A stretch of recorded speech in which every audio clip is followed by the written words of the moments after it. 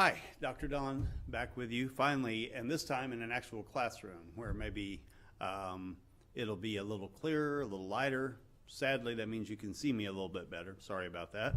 But also it'll enable me to go over some things on the computer with you and hopefully clarify what I know must be a million questions you have. Let's talk about the SA2 project. It is a process and a project that is done in several stages. The first stage of which is due this coming Monday by 9 p.m. So let me open up the assignment for SA2 and kind of walk you through it a little bit. And then I want to talk a little bit about the research proposal, show you a sample research proposal, talk about topic selection a little bit, and then discuss finding sources for SA2.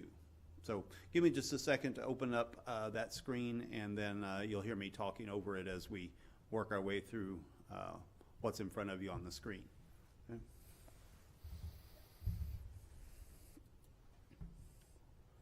So first of all, of course, we're going to go to our home Blackboard page, which I had on, and then I was having some tech problems and had to shut it down, so that slowed me down a little bit. So we're going to go over here to course content under course material and assignments and click on writing assignments, and there we'll see the SA2 assignment, which I'm going to open up in Word. This is a problem-solving essay. Problem-solving involves a number of finite steps, and I'm going to switch over to the doc cam for just a minute so that I can walk you through those steps. They kind of are a little bit intuitive, but just so that you're clear on them. First of all, choose a general topic area that interests you. Choose a general topic area that interests you. Now, we've been reading during this unit essays related to, well, it's going back to the last unit, to Unit 1, education, obviously. We've also, during this unit so far, read pieces related to technology and its possible impact on the economy and on jobs, particularly on robotics and how it may impact the workforce. We've read Nicholas Carr's essay, Is Google Making Us Stupid?, in which he puts forth the idea that there may be something about the nature of the internet that actually is maybe even rewiring our brains or changing our ability to focus or concentrate. We've read Clive Thompson's Smarter Than You Think, How Technology is Changing Our Minds for the Better, where he sort of talks back to Nicholas Carr and argues that no, actually we're evolving a sort of new consciousness where humans and artificial intelligence work together, and he gives the example, of course, of chess. We've looked at race relations with the short report from the Pew Research team that was titled King's Dream Remains an Elusive Goal. Right? So those are the things we've looked at so far. Next week, you'll be continuing your reading with Eckert and McConnell-Janae's Learning to Be Gendered, which deals with gender roles. Sheryl Sandberg's Lean In, What Would You Do If You Weren't Afraid?, which could be described as sort of a power feminist manifesto. And then during the first week in March, we'll end up with a couple of short essays that look at LGBTQ issues. So the general topics, that we've covered are education, technology, the economy, race, gender, and LGBTQ issues. And you're certainly welcome to write about any of those topics that interest you. But you're not limited to those. If you want to write about, I have a student who's writing about suicide among teenagers and how to prevent it. I have another student who's writing about the problems with starting a small design business as it relates to copyright, very specific topic that's of interest to her. So choose a general topic area and then identify a problem related to that topic area, right? It has to be a problem. This is a problem solution paper, so you can't just do a general paper about suicide, you have to identify suicide as a problem in a specific population and then propose solutions. You can't just inform us about copyright law. You have to identify a problem with existing copyright law. So whatever the problem might be, identify it, and then establish the seriousness of the problem. You have to convince me and other readers that this really is a problem, right? And that it affects large numbers of people. Now you can do that in two main ways. One would be just using facts and evidence, statistics, for instance. Statistics can be good attention getters if they're very dramatic, right? For instance, I just read on my lunch break that more people died of heroin and other opioid overdoses last year than died of gunshot wounds in the United States. That is the first time that's ever happened. That's shocking because we shoot each other with some frequency, right? But here you had more people ODing on a specific class of drugs than you had dying of gunshot wounds. That's an alarming fact, and one that definitely helps establish how serious opioid addiction and opioid overdoses are in the United States today. But there would be another way of establishing that seriousness too, and that might involve using some statistics, yes, but it might also involve telling the story of a family member, a friend, a former classmate, someone from your community that died of heroin or other opioid overdose. And by telling that story and putting a personal face on the problem, combined with statistics, it may actually be more effective in establishing the seriousness of the problem than just the statistics by themselves, right? Remember, you can use first person in this. You can use personal anecdotes, or you can use experiences of those close to you. So if you find that kind of personal approach to be more effective than just a fact-based approach, I would encourage you to use that. After that, you're going to identify, I'm just going to go with ID for speed, ID 3 or 4 proposed solutions. Now this is where, again, your research is going to come in, right? You're going to want to lean on the minds of people that have studied this problem already. What are some of the solutions that they have proposed for this, right? What are some ideas that they have that might help with this problem? Right? Then your final step is going to be evaluate each solution, and in your conclusion, identify your preferred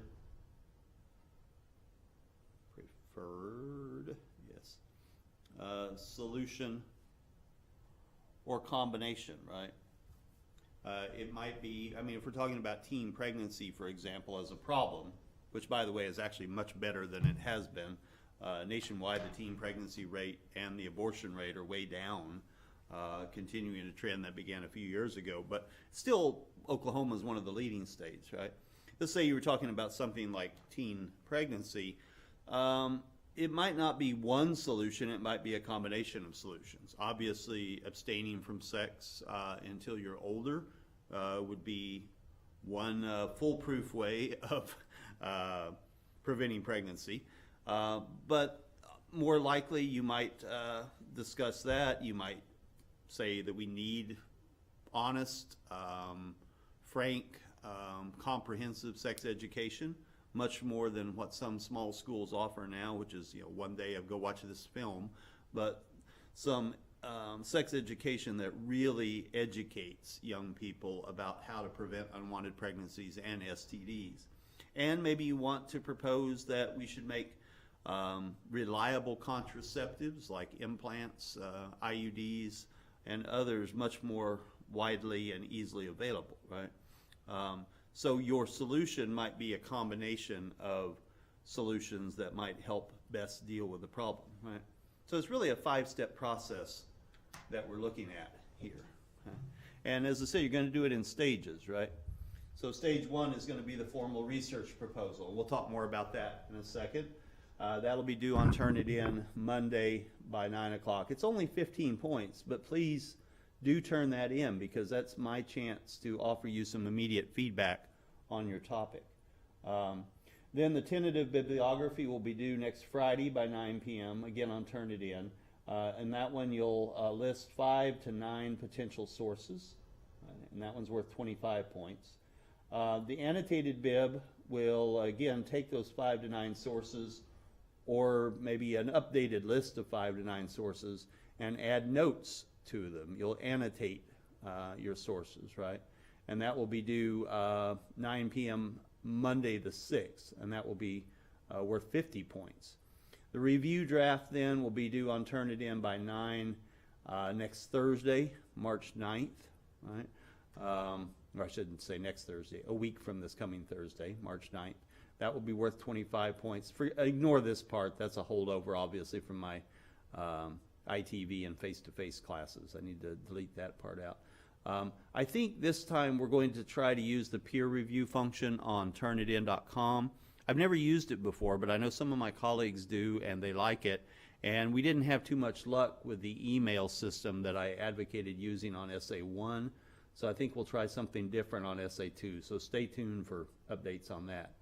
And then the final draft or the revision of SA2 will be due by 9 p.m. on Sunday, March 12th, and that one's worth 100 points. This is your big project for the semester, and it's worth a total of 215 points if you successfully complete all these preliminary stages. You could get 115 points of credit without evaluation. And then there'll be an evaluation, but it's more a matter of did you do it and did you do the right number and is it long enough, that kind of thing. So even if your final product is not as strong as you'd like, if you've diligently done these 4 preceding stages, you should come out okay grade-wise. It's a relatively short research paper, a minimum of 1,200 words, not counting the works cited page. And you need a minimum of 5 sources and a maximum of 9 sources. All the sources must be reputable mainstream sources, books, quality periodicals and media sites, and solid government, university, or NPO websites. And then it kind of walks you through some of the things that I've already talked about. Right? So that's the overall project, right? Now let's look at the research proposal. It's due Monday. It's a very short, very simple assignment. It's basically this, okay? You're going to type it up in MLA format, so you're going to have a page number header, you're going to have a first page header that looks like this. Your title is going to be your topic, whatever it might be, preventing teen suicide, a research proposal. It could be starting a small business, a research proposal, whatever your topic is. And I will laugh very loudly if I get one in that says your topic, a research proposal. It has happened before. It's one of the benefits of being a teacher. You get those joyous moments. You can write in complete sentences. First person pronouns are okay. Explain specifically what topic you're interested in and why. Go ahead and tell me a personal reason, right? Maybe you're African American and you're a criminal justice major who wants to be a cop. And you've seen the statistics showing the wide divide between whites and blacks in terms of how they view the police. And as an African American who's planning a career in law enforcement, you want to know how can we bridge that gap? How can we solve the problem of the mistrust and bad reputation that police officers all too often have in the black community, right? Well, the fact that you're African American and the fact that you're planning a career in law enforcement are definitely good things to mention, right? Because it establishes 2 very good reasons why you're interested in this topic, right? So, feel free to throw in personal details. Your main task is to try to cover 2 or 3 reasons for your interest in the topic and why you think the topic is important. All you need to write are 75 words or so. You probably need a little bit more to do it justice, but that's the bare minimum for full credit. That and getting it in on time, right? So let's look at a sample one. This is from a student I had in class last spring. I've changed her name on the research proposal, and I've edited it slightly because there were a few errors in it, but this is her topic, generational attitudes to agriculture, a research proposal. She writes, I chose generational attitudes to agriculture as my topic because of the stress this puts on the American economy as well as our nation's overall values. Fewer and fewer individuals are running family farms, and even fewer than that are starting up their own farms. Without farmers, we don't eat. She goes on to talk about that many of the farmers she knows are older people. She says a majority of them are retirement age. I don't know how she knows that. You know, you would need some statistics to back up such a claim if you made it in the actual paper. But she's arguing that our farmers are getting older and there aren't enough young people stepping up to take over, right? She worries that maybe the newest generation doesn't have the agricultural smarts needed to run a large self-sustaining farm, and how do we bring that back into the communities and help and encourage new farmers to get started? I thought it was interesting because she and her husband, I know, are farmers, and they run a couple of small ag businesses on the side of their main farm, and I wish she had mentioned that fact. I assume she didn't because I know her family and I know her and already knew that about her.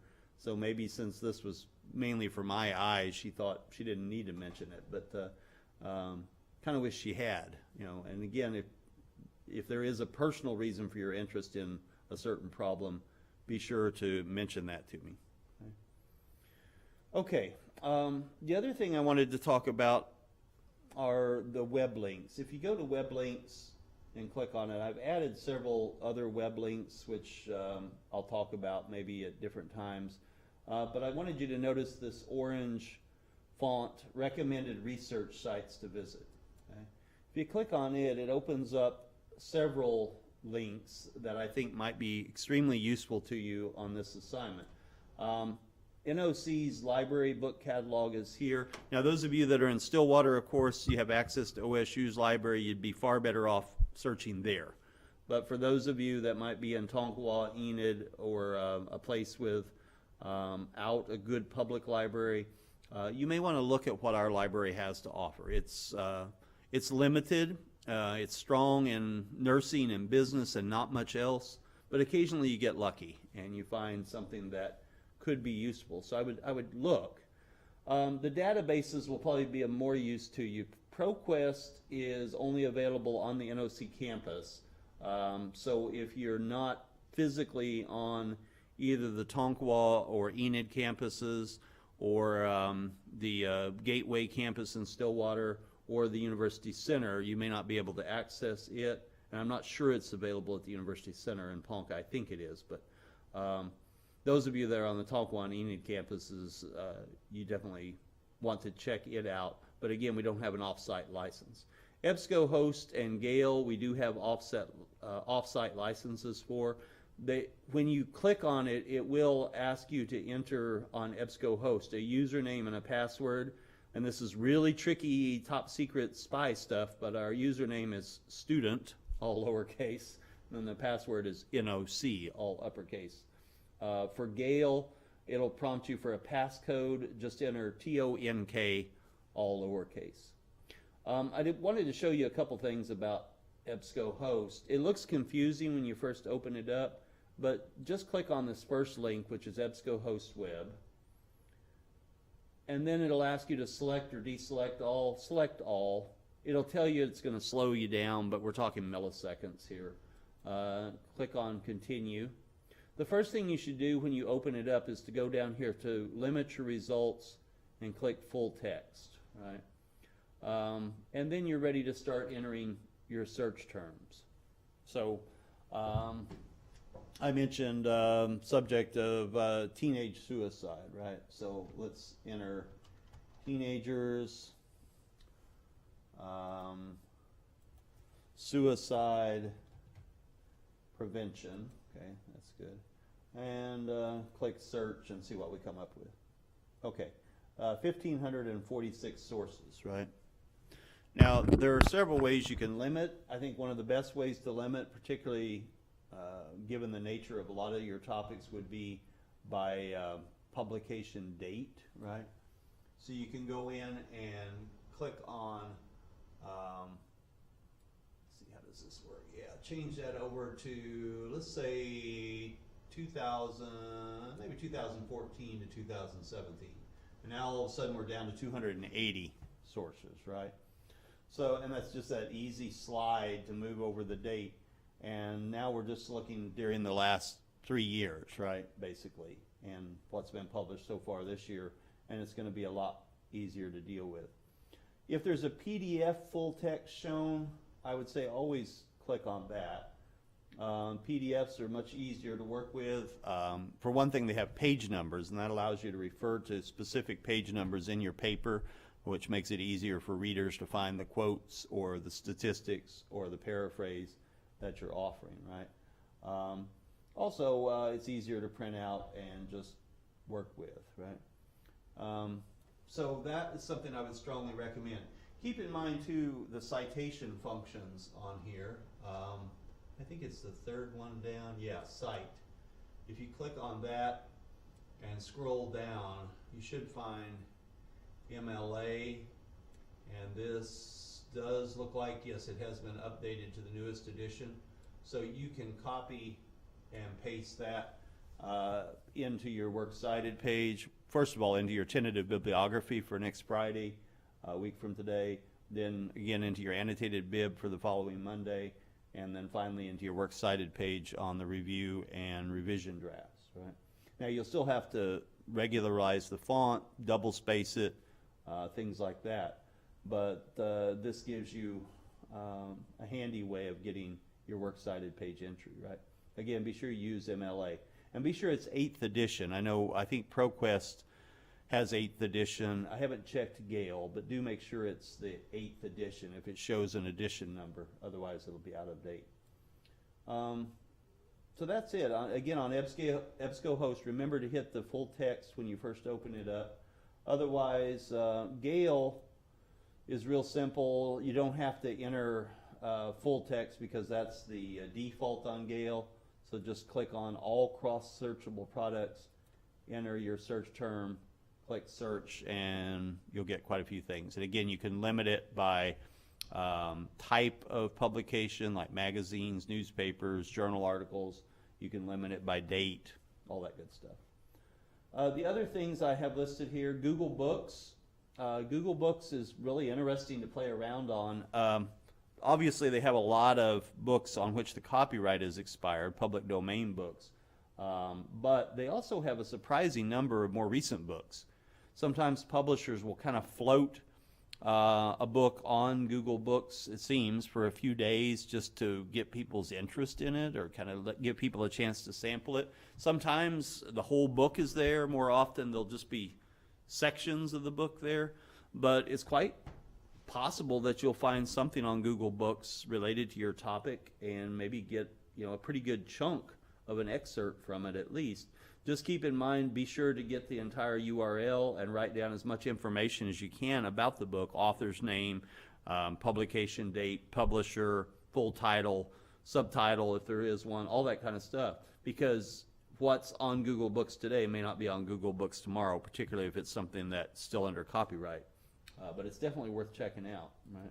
Same thing with Google Scholar, right, down at the bottom, which basically accesses peer-reviewed articles. Other things, the Pew Research Center is a really good source. This is a nonprofit, nonpartisan think tank and research organization. It's very highly regarded by smart people, by academics, by journalists, by others. And you can search by topic, and they have a huge topic list, as you can see. Immigration, religious beliefs and practices, Bill Clinton, Jews and Judaism, school enrollment. I mean, you name it. There are just all kinds of topics that they have studied and that they share information on. The publications are their big reports that you can get. And then you have grayed out areas at the top on U.S. politics, media, and news, social trends, religion, internet and tech, science, Hispanics, and global issues. So I would advise you to look at it too, because this is one of the gold standards for research data. And you can get some really good statistics and really good polling data if you look at the Pew Research site. So I would definitely suggest it. And then I have listed 3 fact-checking sites, PolitiFact, factcheck.org, and Snopes.com. These are all 3 there to catch fake news, right? If you come across anything that you find, if you use the databases, you probably won't, but if you're just Googling stuff, sometimes you come across things and you think, that doesn't sound quite right, or is this really true? Try searching these 3 sites, because often if it is fake news, you can debunk that easily enough and find out whether it's true or false by consulting these 3 sites. They've all been vetted numerous times. They are all officially nonpartisan and fair-minded in how they look at the facts, and not unduly influenced by corporate money or political ideology. So I would suggest checking anything that seems controversial by those 3 sites to make sure that they're okay. Okay, I think that's all I have for now. If you have questions of any kind, of course, email me or contact me, and I'll be happy to walk you through it and kind of talk to you about. Whoops, I was there for a second. There I am. About topics. Feel free to email me over the weekend with topic ideas, and I'll let you know what I think of your topic. Maybe help you narrow it to a more doable topic. Etc. So hopefully you'll be in touch, and if you're in touch, I will be in touch. All right. Good luck to you.